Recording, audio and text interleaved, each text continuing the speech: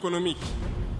Qui, parmi nous, n'a pas traité les produits chinois des produits Shintok, comme on aimait l'appeler?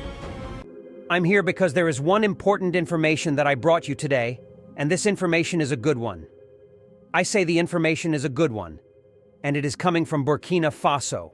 Brothers and sisters of Africa, and to the world watching closely tonight, pause, open your ears, and let your heart feel the ground beneath your feet. For that ground is trembling. It is trembling not with fear, but with the thunder of progress. It is trembling with the sound of steel tracks that will soon carve their way across the heart of our beloved Sahel. The announcement is here.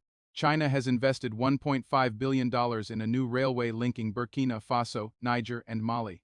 Now, let me ask you, when was the last time Africa's deserts and savannas roared with such a promise? When was the last time the veins of our continent prepared to pulse with the lifeblood of trains carrying our farmers' harvests, our traders' goods, our children's dreams? For too long, our people have walked the dusty roads with burdens on their backs, while wealth stolen from us rode smooth highways across oceans.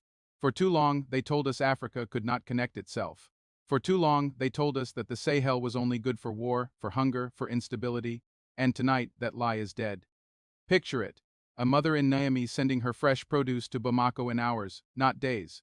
A student in Ouagadougou traveling to universities with ease, no longer stranded in isolation. A trader from Mali reaching markets in Burkina Faso without fear, without delay, without exploitation.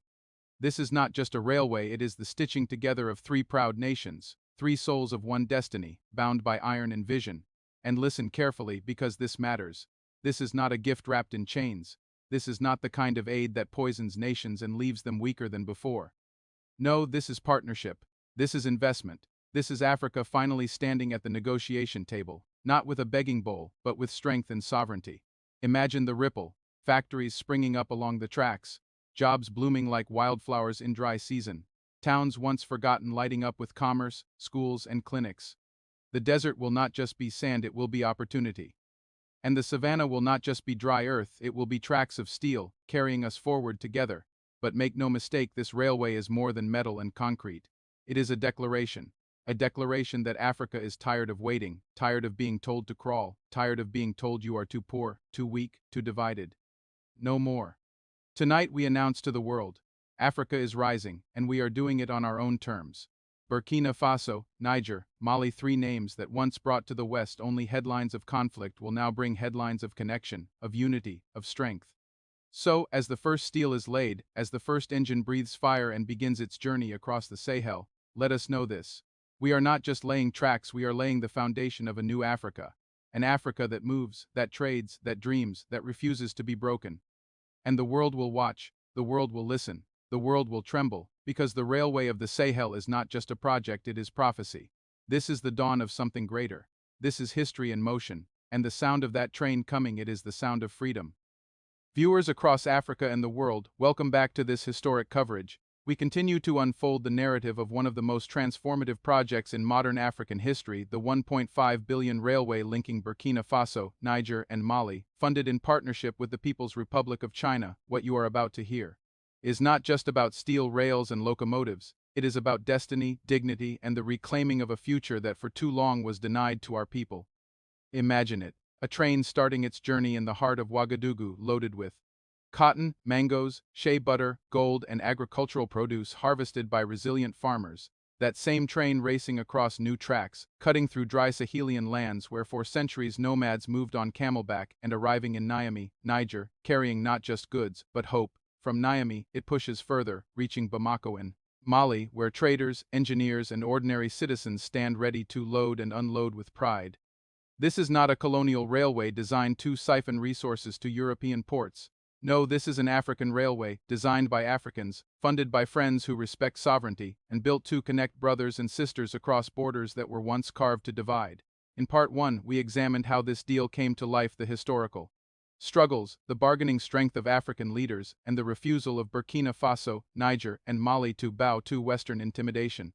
Now, in this chapter, we explore what this project truly means for our daily lives, our economies, our culture, and our place in the world. First, let us talk about economics. For decades, trade among African countries has been shackled by the absurdity of colonial geography. To move goods from Ouagadougou to Bamako, trucks take days.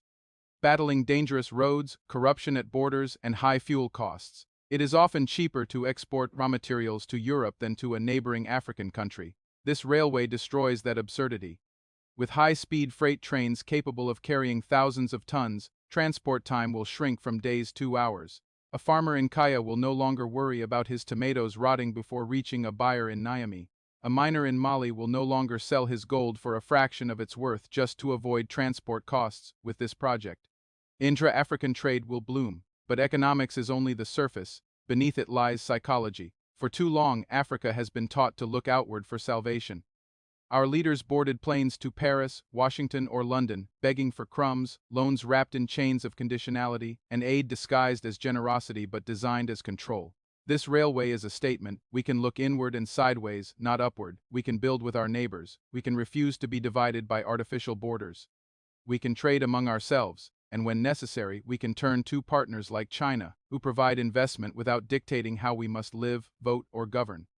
Now consider youth employment. Burkina Faso, Niger, and Mali are blessed with the youngest populations on earth, but this blessing has too often been turned into a curse by unemployment, migration, and despair. How many of our brothers and sisters have drowned in the Mediterranean fleeing poverty? How many have risked their lives crossing deserts, only to be caged in foreign lands that do not respect their humanity? This railway is an antidote. At least 200,000 direct jobs will be created in construction, engineering, logistics, and maintenance.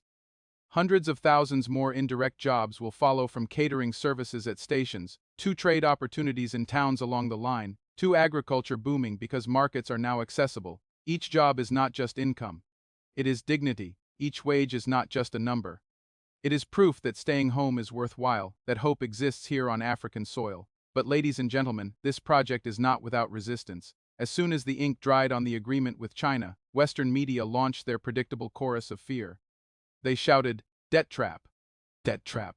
They wrote headlines warning that Africa is selling its soul. They broadcast from Washington, London, and Paris, pretending to care for African futures. But where were these voices when IMF loans strangled African economies for decades? Where were their warnings when France imposed the CFA franc, robbing West Africa of monetary sovereignty? Where were their tears when Western companies extracted gold, uranium, and oil, leaving behind poisoned rivers and impoverished communities? The hypocrisy is deafening. Burkina Faso, Niger, and Mali are not blind. They know the mistakes of the past. They know how debt can enslave. But this deal is different. It is built on partnership, not plunder. Repayments will not come in the form of political obedience but through fair economic returns. Trains carrying goods will generate revenue, increase trade. Will expand tax bases. Industrial zones along the railway will attract manufacturers, turning raw resources into finished products. This is how debt becomes investment, not chains. We must also talk about security. The Sahel has long been painted by outsiders as a land of chaos, terrorism, and despair. They use this narrative to justify military bases, drone strikes, and interventions that protect their interests, not ours. But ask yourself, why does terrorism thrive? Because poverty breeds desperation, because youth with no jobs become vulnerable to extremist manipulation, because communities cut off from markets lose hope. This railway is more than steel, it is security infrastructure.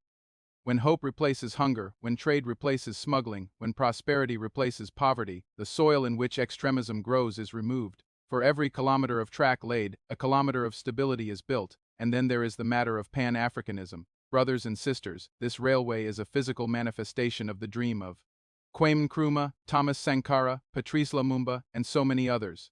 Nkrumah once declared, "Africa must unite or perish." Sankara once said, "He who feeds you controls you." For decades, their words have been quoted, but their dreams delayed. This railway is not just a transport system. It is unity made visible. It is the redrawing of colonial maps, not on paper, but in steel. Burkina Faso, Niger, and Mali have already torn themselves from the colonial yoke by forming the alliance of Sahel states. This railway cements that alliance in iron and electricity. Tomorrow, it can extend to Ghana, to Nigeria, to Senegal, to Cote d'Ivoire, weaving the continent into one. But allow me to take you deeper into the symbolism. Think of a train whistle echoing through the desert night. It is not just a sound, it is the cry of Africa rising. It is the echo of ancestors who were chained and shipped across oceans, now answering back with a roar of freedom. It is the voice of children who will one day board those trains to study, to trade, to explore, not to flee. Each train car is not just metal, it is memory, it is hope, it is prophecy, and yet, let us be clear, this project will not succeed by magic. It requires discipline, vigilance, and commitment. Corruption has killed many African dreams. Ghost projects have eaten billions of dollars. Leaders have betrayed their people for villas in Europe and bank accounts in Switzerland. This railway must not suffer the same fate. Transparency is key. Accountability is key. Citizens must guard this project like a newborn child, for it is not just a government project, it is a people's project. Now, dear viewers, let us not forget the human stories already unfolding. In Ouagadougou, a young welder named Idrissa told us, "I used to dream of leaving for Libya to cross the sea, but now I dream of building the railway that will carry my children's future." In Niamey, a woman named Daka, who sells millet at the market, said, "If the train can take my goods to Bamako, I will no longer depend on middlemen who cheat me. I will trade directly, and my children will go to school." In Bamako, a university student, Fatimata, declared, "This railway is not for our governments, it is for us. We are the generation that will ride it." These voices are not statistics, they are the pulse of Africa. And so, as we continue this coverage, we must remind ourselves, history is being written, and we are the pen. For too long, others wrote our history: colonizers, missionaries, corporations, and foreign powers.